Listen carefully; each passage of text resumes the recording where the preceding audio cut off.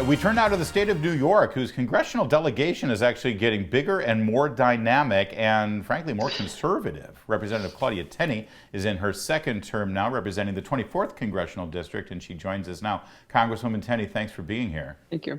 Well, Thank you. Great to be on. I know that voter integrity is a big deal to you. I saw you take to social media and applaud the state of Ohio for passing what should be no-brainers across the country, some basic voter integrity laws, and yet we're seeing some states go in the other direction. Tell me about your concerns here. Well, first of all, I co-founded the Election Integrity Caucus in Congress, the only one of its kind, with my colleague Mike Garcia of California. We both had very close races in 2020. Yes. In fact, my race, I spent 100 days in court counting, and I didn't get sworn in. I was the very last member of the House to get sworn in February of 2021. Remember. And it is because of the election irregularities, the complete lack of integrity in election laws in New York, which we're obviously having a little bit of an uphill battle. But Ohio has done the right thing. And understand something. Ohio passed a law that would require voter ID, including legitimate government IDs with photos. A number of variations are legitimate. They already had photo ID, but they wanted to make sure it wasn't an expired license or an expired. It had to be current. Mm-hmm. And Ohio has another really interesting statute that I think is really important that they passed a while ago, but that was upheld by the U.S. Supreme Court, is that they have a way of maintaining their voter list. So if somebody tries to vote that is not a citizen, is no longer a resident of Ohio, not eligible to vote, if you don't vote in a certain number of years and you skip too many elections, they have an automatic purge statute, which would take you out of the voter rolls. You can go back in and add yourself if you show up and prove that you have a valid voter ID and that you reside at the address you claim you do. And you can prove your residency. And now they've added citizenship, which was passed actually by a referendum, a constitutional amendment this past fall. So all good things happening in Ohio. This will only ensure voter integrity. The Democrats are melting down. You know why? 88% of voters, and it's anywhere from 87 to 89, so I picked 88, actually support across all demographics voter ID that includes a photo ID, because they want to make sure that their vote gets counted and they're who they say they are. Well, and this goes to this fundamental issue that has happened in our elections in the last 10, 15, 20 years, where if it's a close election, sometimes even if it's not a close election, the losing side doesn't just walk away thinking, oh, we lost that election.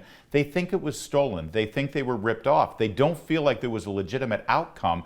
And the best way to keep that from happening is to have rock solid laws. So everybody knows, listen, sure, we lost this election, but at least we know it was done fair and square. I don't think voters feel that way right now. They don't. There's a lack of trust in the system, which is why we want to do what we can to promote election integrity. And the issue is this.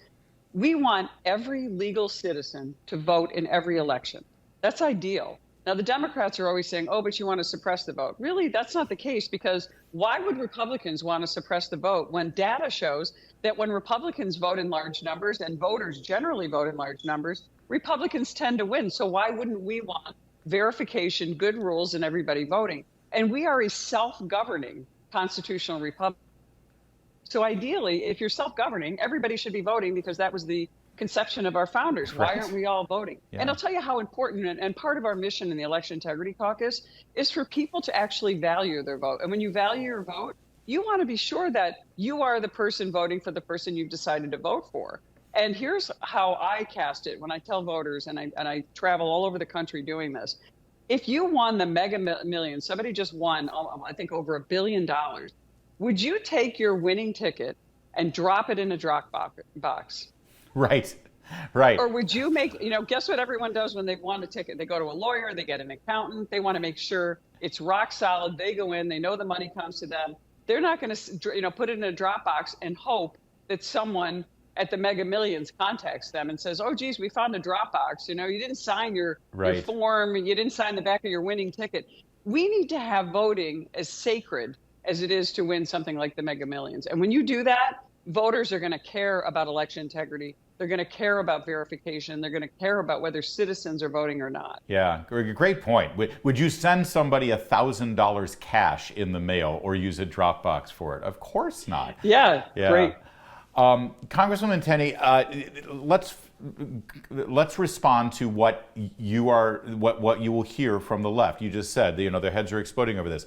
Joe Biden spent the last 2 years calling Texas and Georgia's election integrity laws, voter integrity laws, Jim Crow 2.0, voter suppression. And they always raise the specter through Jim Crow allusions to racism, that in some way it's racist to demand voter ID, that it's racist to purge the voter rolls of inactive voters. Jim Crow 2.0 is about two insidious things: voter suppression and election subversion. What does this feel like to you, given all the struggles that you've faced in Texas over voting and other issues? Lawrence, this is Jim Crow 2.0. Representative Thompson, this sounds an awful lot like the Jim Crow that you grew up in and were born into. Based on your lived experience, would you say that these proposed voting laws are remnants of Jim Crow? I shouldn't even say remnants, revivals, an attempted revival at Jim Crow? Absolutely, Jim Crow 3.0. How do you respond to that charge? Well, I think it's really curious that the commissioner of baseball moved the All-Star game from Georgia in Atlanta, where hundreds of small business owners, mostly minority business owners, lost out to go to Colorado, which actually had more onerous election laws than the new laws passed in Georgia. And I come from the state of New York, which has more onerous laws than the new laws passed in the state of Georgia that were described as Jim Crow by our president, who doesn't know what's going on anyway. But look, this is what's important. This Georgia election, because we have voter integrity, people feel good about it on all sides. Everyone feels good about their vote being secured. We had record turnout in the Georgia election. Yeah. Record turnout. Now, look, there was a lot of money spent, but also when people feel confident that their vote counts and it means something, they're going to vote, and they're going to vote in large numbers. And as we go around the country, getting people understanding how sacred their right to vote is and how important it is that we keep our self-governance, because it's the only way we're going to keep ourselves away from authoritarianism, communism, which is all about the collective, one party person, one rule. And that's what and people in New York, we feel that, we understand that. But I lived in a communist country too. So when you disagree with the state and when people start realizing censorship, cutting propaganda coming from the state, the kind of a behind-the-scenes things that are happening, we know that these are problems. There's another aspect of this, Representative Tenney, and that has to do with the unnerving aspect of victors not being declared right away. As you just said, you had to deal with this vividly. Whenever, look at Florida now, after the crazy hanging Chad debacle of 2000, suddenly now they have the best possible system, it appears. I mean, we know who won that state, and that's a very big state. We know who won the night of the election. Why can't other states do that? And why do we continue to have this? Well, it's going to take us days, because that's when people start to lose trust too. Well, look, I applaud Governor Ron DeSantis. We submitted to Ron DeSantis and all the states, our Election Integrity Caucus, model legislation to use to ensure election integrity.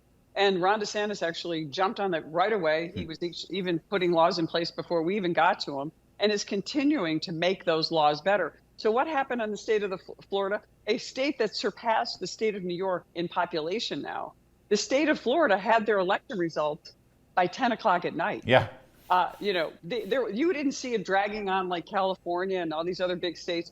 It's because they had, a good system in place. They maintained their lists properly. They maintained the people who are experts. The boards of elections are trained and know how to handle these issues.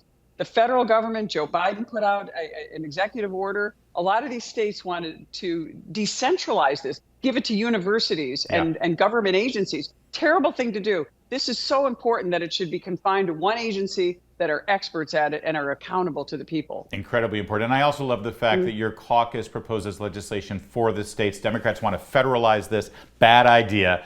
But the states need to adopt good laws like you've laid out there. Thank you, Congresswoman Tenney. We're going to check in with you again because it's so important. There's more to come on O'Connor Tonight. You're watching Salem News Channel.